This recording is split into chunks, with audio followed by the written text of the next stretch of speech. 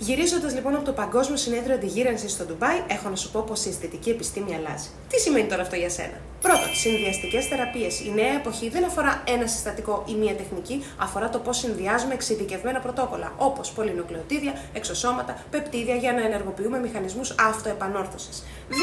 BioCues και επιδερμικός φραγμός. Είναι μικρά σήματα που στέλνει το δέρμα μας και μπορούμε να μιμηθούμε για να ενεργοποιήσουμε συγκεκριμένες κυταρικές λειτουργίες. Προσφέρουν απόλυτη στόχευση. Δεν πιέζουν το δέρμα να αντιδράσει όπως τα οξέα ή τα ρετινοειδή, αλλά το μιλούν στη γλώσσα του. Σκέψου το σαν εκπαίδευση του δέρματος αντί για καταναγκασμό. Η νέα προσέγγιση λοιπόν είναι ξεκάθαρη. Προλαμβάνουμε, δεν διορθώνουμε στο όριο. Η δύναμη είναι στην υγεία της επιδερμίδας και όχι στην υπερβολή.